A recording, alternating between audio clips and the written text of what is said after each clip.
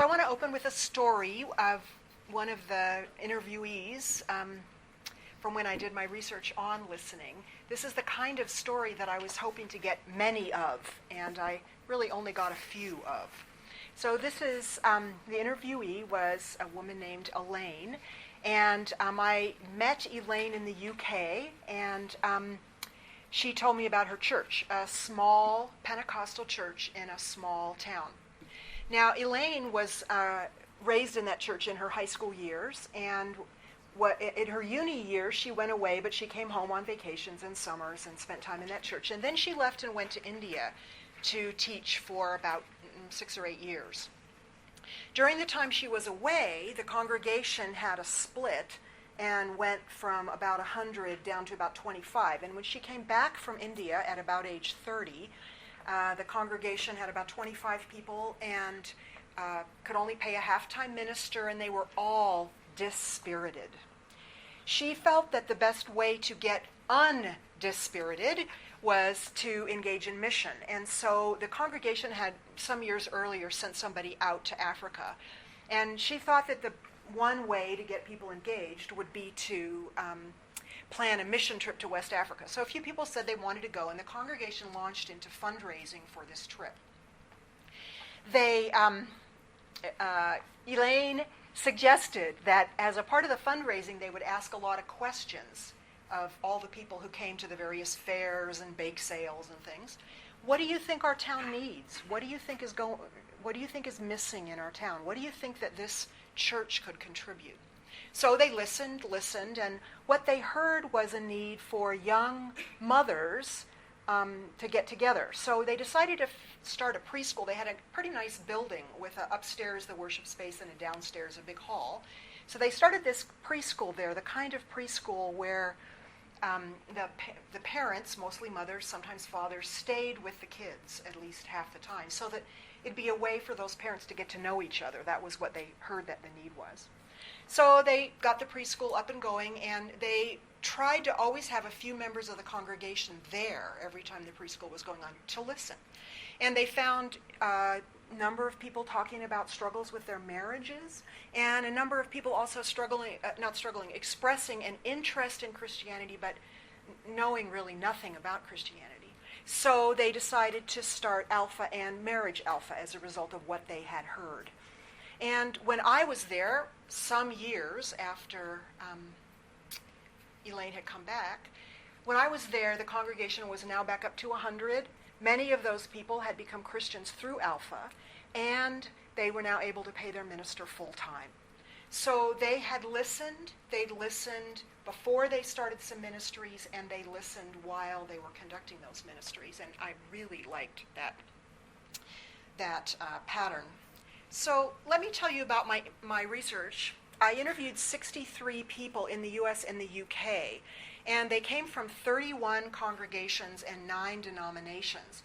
Now, really, the vast majority of the interviewees were Presbyterian Church USA, because I'm a Presbyterian minister, Presbyterian Church USA minister, and I had a lot of contacts, so a lot of those. Then when my husband Dave and I were in the UK, there were a lot of Church of England and United Reformed Church people who came across our path. This was the kind of interviewing called snowball, where you talk to someone and then you say, do you know anybody else who might be interesting for me to interview? And then they tell you one more person, and it kind of snowballs out. It's not quantitative research where you can say, 23% of the congregations did X. I mean, you just would never, ever say that. You'll be interested that there were 2 New Zealand interviewees, 2 Methodist Church of New Zealand folks who were in the UK when I was. And I figured, well, they've told me some really interesting stuff, so I'm just going to include them in that, even though they don't kind of fit the US and the UK thing. And I'll just say to you, the reason I conducted the research there is that I tend to try to publish with American publishers, and so they want research that's at least partly been conducted in the US. So the question really is this research relevant to New Zealand? I mean, it was conducted in the US and the UK, and I really want to say a resounding yes. I want to say that for 2 reasons.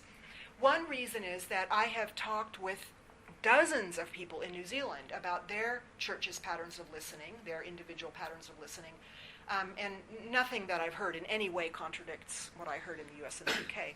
And then the second reason why I want to argue that this research conducted elsewhere is relevant to New Zealand is that I've been doing seminars on listening all over the place for the last couple of years, mostly on obstacles to listening.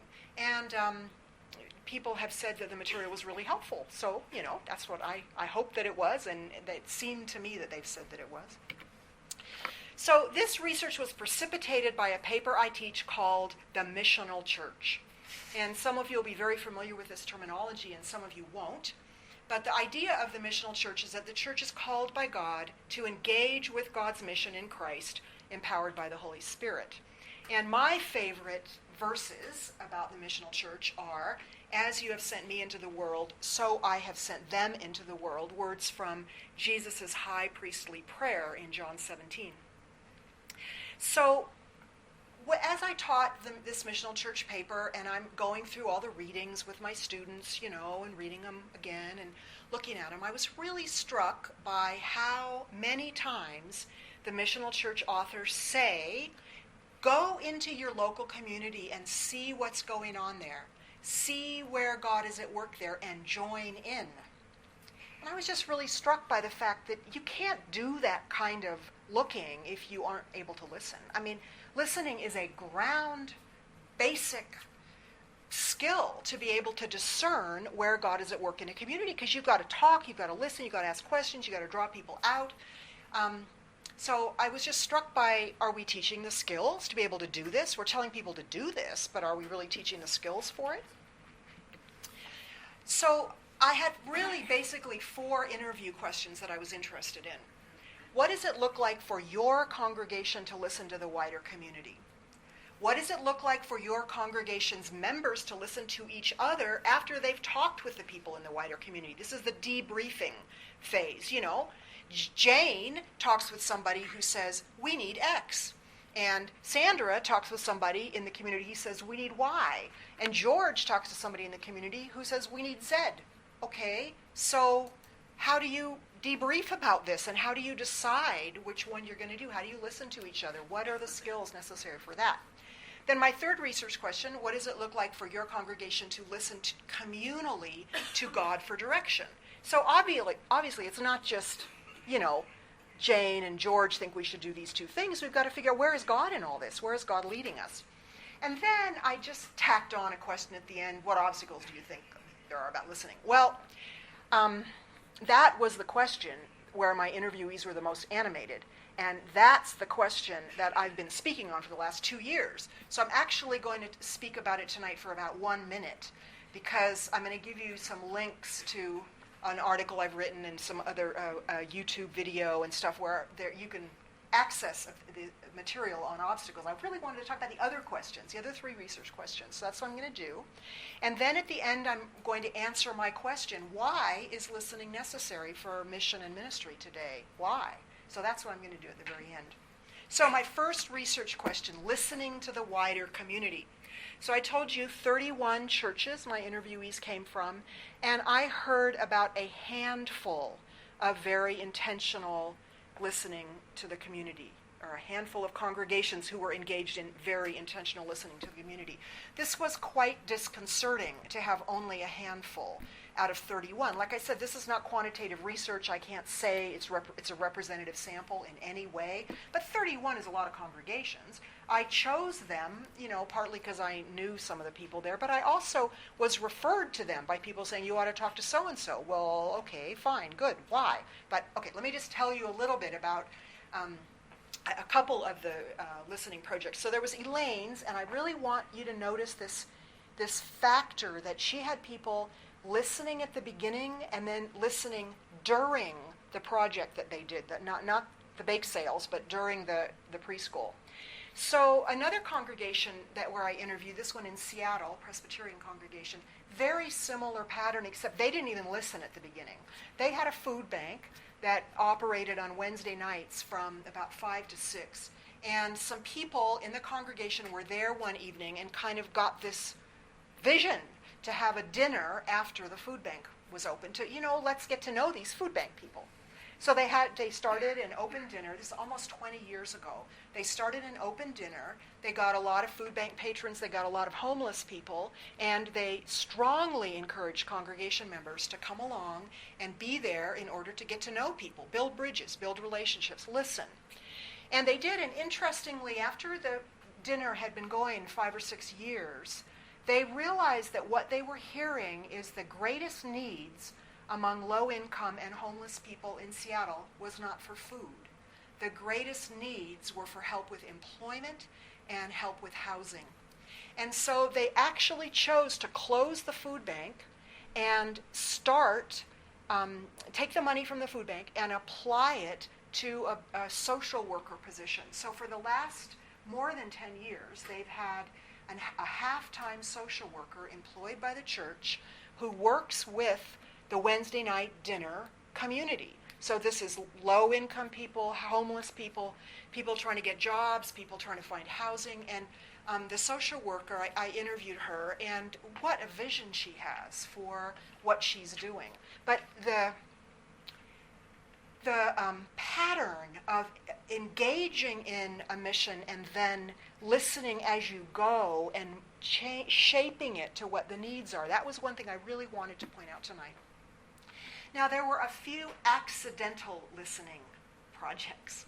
Project is not the right word. The first one is sort of an accidental listening disaster. This is a church in a suburb of London, and they started talking with a cell phone company about having a cell phone tower in their steeple. And before they'd made any decision at all, the local community found out about this and went ballistic. So they just went crazy. No, we're not having a cell phone tower in our neighborhood. They picketed out in front of the church, and the leaders of that church had to listen to the community.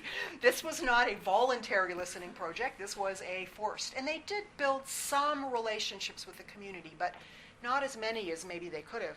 Another accidental listening project came from one of the New Zealand Methodist women who I met in the UK, and this was a North Island Methodist church that burned down.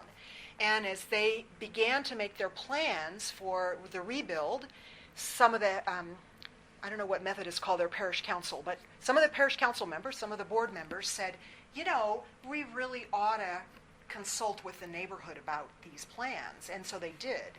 And they built some really significant relationships because of doing that. But it was accidental. It was, we better check with the neighborhood. So for each of my questions, I'm making an observation. My observation is congregations vary widely in their commitment to listening to the wider community. Some congregations do it well. Many seem not to do it very much at all. And this made me sad. I liked the stories that I did hear, but it made me sad how many of my interviewees just sort of went blank when I asked questions about listening to the community. So let me go to my second interview question. Listening within congregations to debrief from listening to the wider community. Now, I didn't tell you I've got her as Eileen here, and I was calling her Elaine. Oh, well. I'll just stick with Elaine. Elaine had 3, I think, very interesting questions. Now, remember, this is a small congregation of about 25 people in the UK, where there's not very many of them. They don't have a lot of resources, right? Energy or money. And so she asked them, as they prayed about what they heard in the community, and as they engaged with each other, coming back from talking in the community, she encouraged them to ask themselves and others 3 questions. What's your passion? What burns on your heart? Why are you here?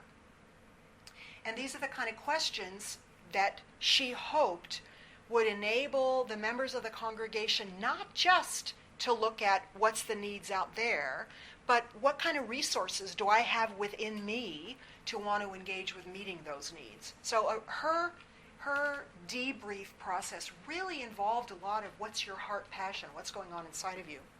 I want to tell you about a very different debrief process, and this is from an Anglican church, St. Stephen's. Now, St. Stephen's is the Anglican parish in a village of 5,000 people that is completely surrounded by farmland. So one of the challenges, of course, listening to the wider community. What's the wider community? Where does your wider community end? Is it just your neighborhood, or does it go a little further? Well, these people had no trouble knowing where their neighborhood ended. It was completely surrounded by farmland. They did a 9-month listening project. They set up all kinds of interviews with town leaders, the mayor, the Rotary Club president, et cetera, et cetera.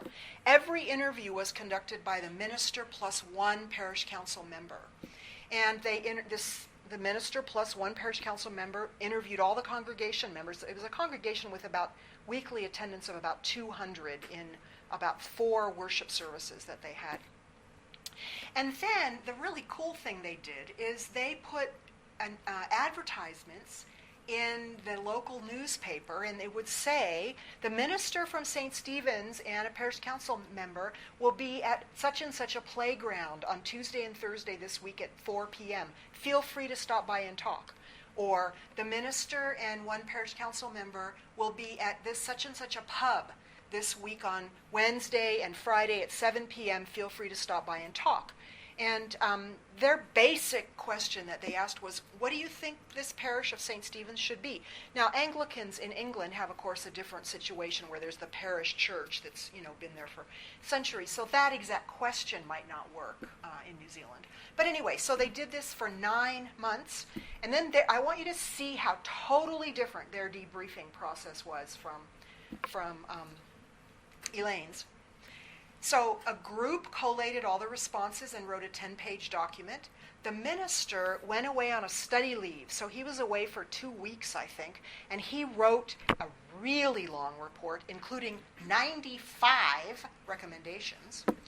And then the parish council went on a retreat, and they discussed these reports. They discussed the 95 recommendations. They drew up an action plan. Which of these are we going to implement? How long are we going to take? How are we going to start? What are we going to do? So I just want you to think about the difference between these 2 debriefing patterns that I've told you about. One is asking, what's in your heart? Where is your heart leading you in terms of ministry with this congregation, with the needs of the community? And the other debriefing process is very much more structured. Let's look at all the suggestions. Let's put them all together. Let's make lists of possible things we could do. So I just think it's really interesting to see these 2 patterns juxtaposed beside each other. So, observations about this question. Very few of my interviewees had much to say when I asked them, what does it look like in your congregation to debrief after you listen to the wider community? Most people kind of went, what? They had no idea what I was even asking about. This was very disheartening, I have to tell you. And after a few interviews like that, I started asking a whole new set of questions about listening within the congregation. I just started asking questions. Where do people in your congregation listen to each other? What kinds of things do they listen to each other about? And that then brings up my second observation about this question. Many congregations deserve praise for the way members talk to each other and support each other. Really, I heard so much talking and listening. Small groups, women's groups, men's groups, action groups, groups that do things together, choirs, musicians. I heard about all kinds of talking that goes on in the kitchen over the dishes, and that goes on in the car park after meetings, that goes on in the hallways of the church, between a couple things going on or something. I just heard about lots and lots of talking. And I believe that this would be true in New Zealand as well. These were almost all people from the US and the UK, but I've heard a lot of conversation. I've heard about a lot of kinds of conversations in New Zealand churches. And so I'm relatively confident that this would be true in New Zealand as well. That churches really are doing some listening to each other. Now, which is not to say it can't improve. It's not to say that people can't learn skills to do it better. But it does appear to me that there's a lot of good listening going on. But it's not listening focused on what are we called to do in this neighborhood. So now, my third question, listening to God communally for direction for mission. I think that Elaine's questions are very pertinent to this as well. How do we listen to God communally for direction for mission? Well, part of it is we ask what's going on in our hearts. What is my heart drawn towards? What am I longing to do? What gets me excited? St. Stephen's, well, that highly administrative method that they had of debriefing, they prayed every Sunday for the whole 9 months. In every worship service, they prayed for the Listening Project. And they prayed that God would be guiding through the people who were listening and guiding through the people who were debriefing from it. I mean, they prayed and prayed. So, you end up with some sense of confidence that God worked through that process that they engaged with for debriefing. The congregation then expected God to work through the parish council and the ministers' reflections and discussions. Now, another thing that I heard about when I asked about what does it look like in your congregation for people to listen to God communally, I heard a lot about contemplative prayer, various forms of contemplative prayer, Lectio Divina, silent prayer, centering prayer, prayer retreats. It appears to me that there's a good number of congregations that are trying to make a space for the people in their congregations to gather together to listen communally to God. And this is all good. This is all good. However, the part that was a bit frustrating about it is there was nobody really who talked very much about these forms of listening having any relation to listening for mission. This was mostly listening for what is God saying to me personally. Now, God speaking to me personally hopefully would open me up to have a passion for the community. So these things are not disconnected. The church in Seattle that had the Wednesday night dinner was very committed to many forms of communal listening to God individually, and their session or parish council spent a lot of time in various spiritual practices during this actual session meeting. One of the things that they did that seemed significant to me about listening to God's direction is they had a policy of almost never deciding on a business item when it was raised. They almost always waited at least a month to decide everything.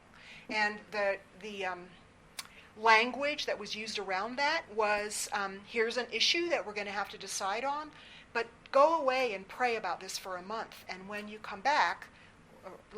come back next month, let's talk about it. And that seemed to me to be a practice that affirmed some kind of listening to God communally, or listening to God for the sake of communal mission. Maybe they weren't communally listening, maybe they were listening as individuals, but it was at least for the sake of communal mission.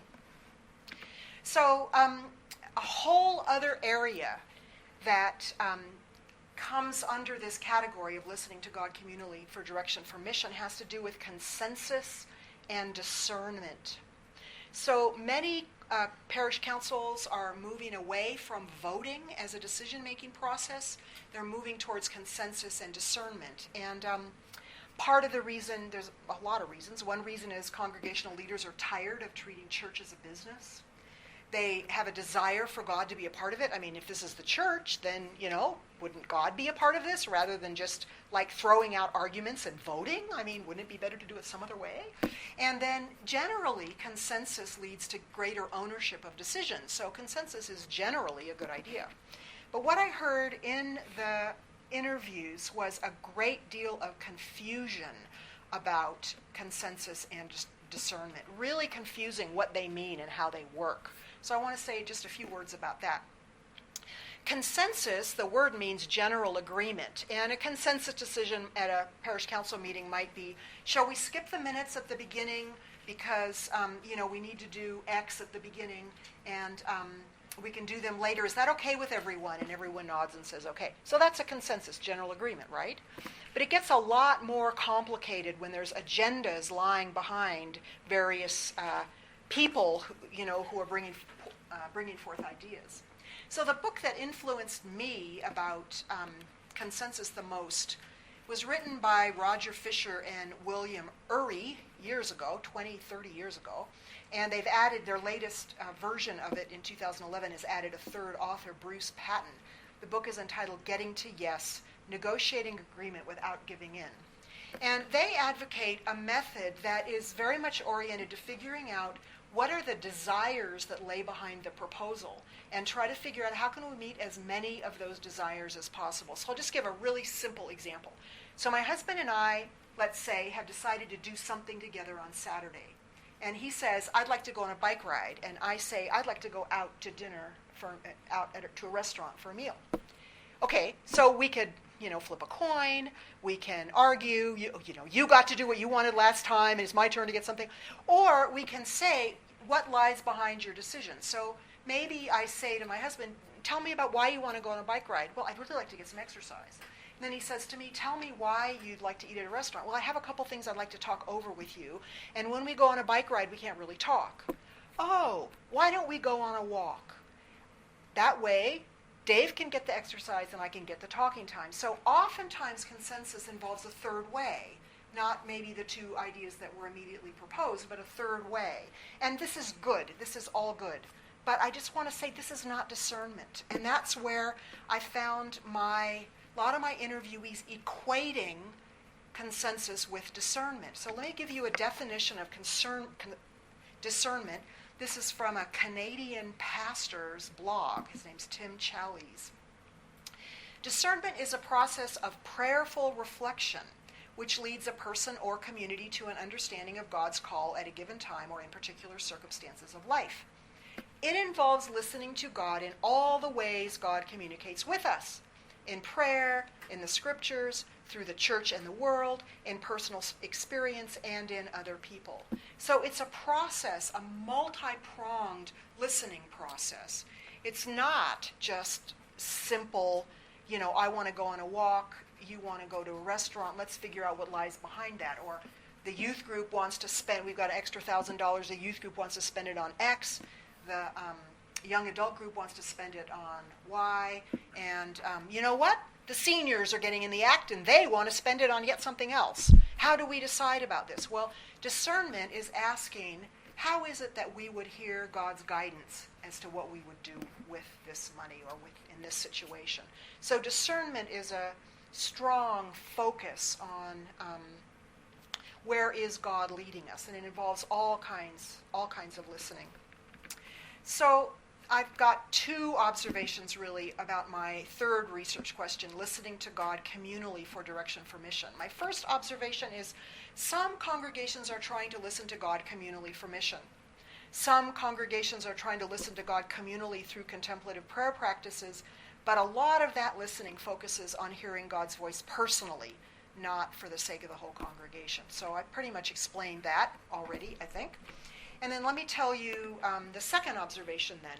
As congregations move to using consensus decision-making, they need to explore the differences between consensus and discernment, because maybe what they're really longing for is discernment and not consensus, or a combination of the two.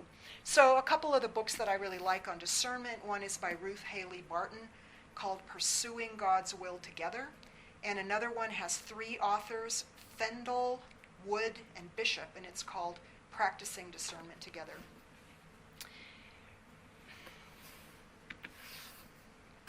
So now my fourth research question or interview question was, what do you think are the obstacles to listening? And I just want to tell you, I had an article in the Otago Daily Times about 3 weeks ago called Listening Beyond the Noise, and I've posted it on my website, which is simply lynnebob.com. If you click on articles, it's the first article. I've put it on there for people to be able to read. I've also been blogging quite a bit about listening, and on my website, the blog is on the home page, and over in the right-hand column, there's a bunch of tags of the various blog posts, and one of them is listening. And if you click on that listening one, you can see the blog posts that I've done.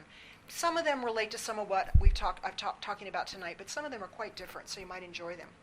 And then I'll just also say that I spoke on listening at the Southern Presbytery AGM just a few weeks ago. And I talked quite a lot about obstacles to listening in that talk. And I turned that talk into a YouTube video. I mean, video in quotation marks. It just has one picture and a voice in the background because it's an audio recording. But if you want to listen to that on YouTube, you can just type in my name and listening, and it'll come up. So I do want to tell you my observation in response to my fourth interview question. Many obstacles keep Christians from listening well, and leaders of congregations need to address those obstacles. I mean, there are a lot of obstacles. The fact that my interviewees were more animated about obstacles than anything else is telling, I would say. So now I want to switch gears a little bit and address the question that was the title of the lecture. Why listening for mission and ministry matters now more than ever before, possibly. So the first reason has to do with pastoral care needs.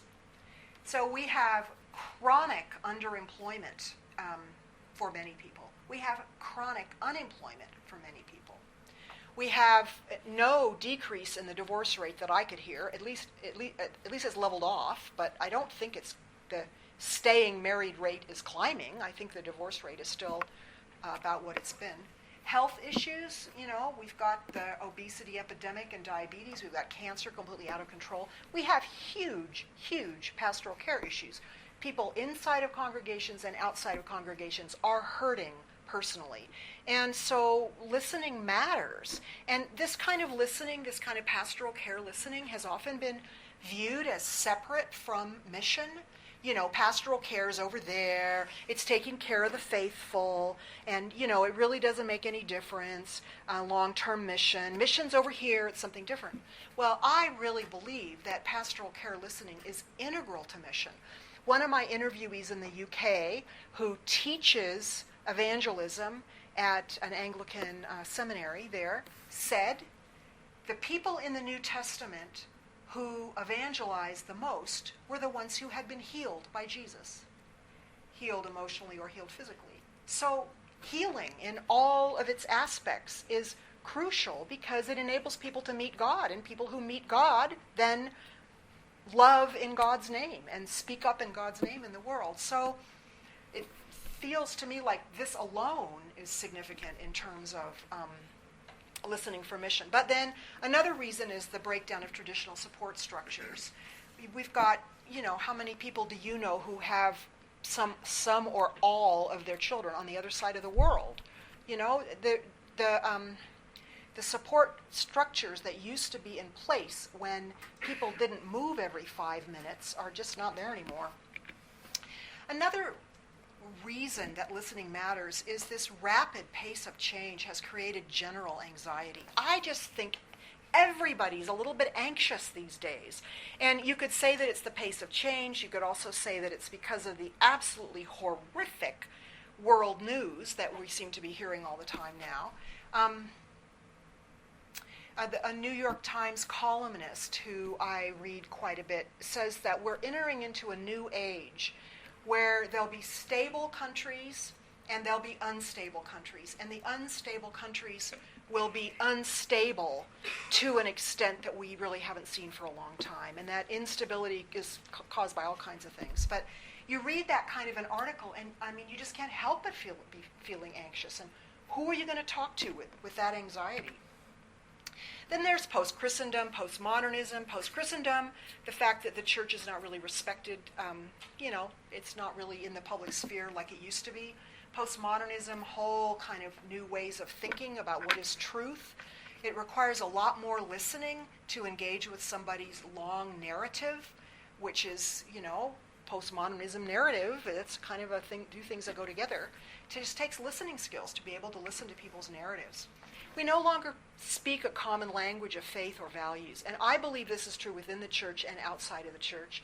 Part of it is, the churches, I don't know about, I'd love to see a show of hands. Does anyone attend a church where 100% of the people in that church were raised in that denomination.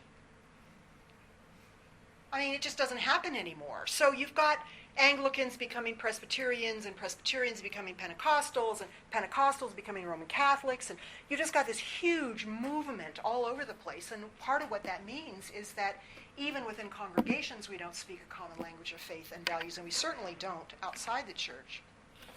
And that really relates to another huge factor: our society is increasingly ethnically diverse. Worldwide, 1 person in 35 does not live in the country they were born in. That is really a lot of people, 1 person in 35. But you may know what the figure is for New Zealand. It's 1 person in 4. 1 person in 4 in New Zealand was not born here. So you have huge amounts of movement, and it takes intense listening to be able to listen across those kind of cultural boundaries. I just went to a conference this last week in Auckland that was called Migration and Ministry. And one of the big takeaways was, because so many people in New Zealand speak English as a second language, we're all going to have to develop new levels of patience in our listening, because we'll be listening increasingly to people who speak English as a second language. Now, you may think that I speak Kiwi as a second language, which I do, and you may have to concentrate a little harder to listen to me than you do to listen to another Kiwi, and that's part of the reality of all this migration that's going on. Then there's polarization both inside and outside of the church. I don't know about you, but I just think this is an incredibly polarized world that we live in, with people shouting at each other across barriers. Just makes me really sad, but it means that listening skills are needed. So, I mean, I'm hoping between this list and what you heard in the stories that I told, that you do have a sense of the urgency of listening.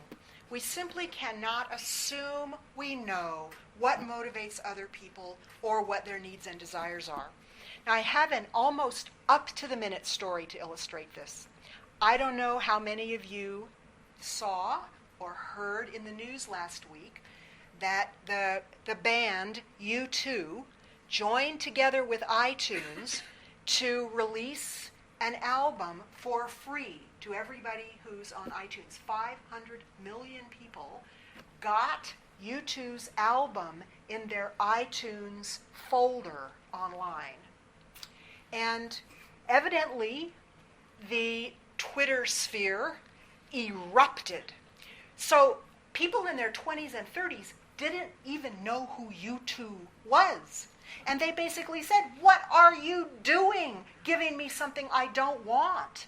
And I read a great blog post entitled something like, "What can the church learn from the U2 Apple mistake?" And the woman basically said, "Look, I like U2, but I was so angry when their album appeared in my folder. I didn't choose this. I don't want things that I didn't choose." And then just let me show you, I've got a quotation from her blog. Her name's Danielle Schroyer, and she's an author and a former pastor. "Churches make this same mistake so often. They assume they know what people want or need without ever taking the time to ask or to get to know them. They think that because what they're offering is something they love and care about, something they believe everybody should have, it follows then that everybody will want to have it. It doesn't work that way. It never has, and it never will." Now, I did read her blog post carefully to see if the word "listen" was anywhere in it. It wasn't. But you can't ask people what their priorities are without listening to their answer, I think. So I just want to close with a little thing off the Fresh Expressions website.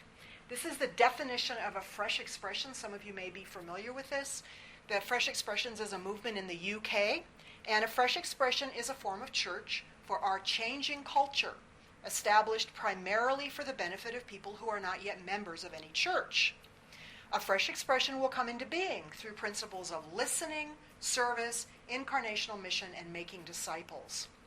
Now, I put this up here because I thought it was very cool that listening was in this definition of fresh expressions.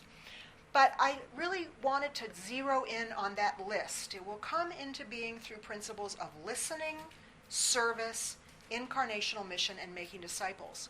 Now, I'm observing a great deal of discussion going on in congregations and in dioceses and presbyteries and other denominational organizations about making disciples. I observe a lot of discussion of that. I observe a moderate amount of discussion about service and incarnational mission. Those are definitely, how can we best serve? What kind of patterns of service? What does it look like to be Jesus' hands and feet in the world? What does incarnational mission look like? I hear a moderate amount of discussion of that, but I hear almost no discussion about listening. And I think it's interesting that on their list that's first, it's not last. You literally can't do those other things without listening. So my plea to all of you today is to go back to your churches and talk about what does it look like for us to listen to our wider community? Who does it? How do we do it? What is our wider community? Where is it? Also, to encourage people, think about how we might debrief after we talk in our local community. Because, fact is, one person's going to hear one thing and another person's going to hear another thing. And how do we debrief about what we hear? How do we process together what we've heard? What does that look like? And then think about what does it look like for us to listen communally to God for direction. So we've heard about needs, we've heard about what's going on, we've talked about how each of us is processing what we've heard, but what does it look like then for us to listen to God for guidance and as to how to respond? And then what does it look like for us to confront and talk about and teach about obstacles to listening? To really honestly talk about the kinds of things that impede us from listening. What does that look like? So this is my encouragement, my exhortation, my plea at the end of this lecture. Thank you very much.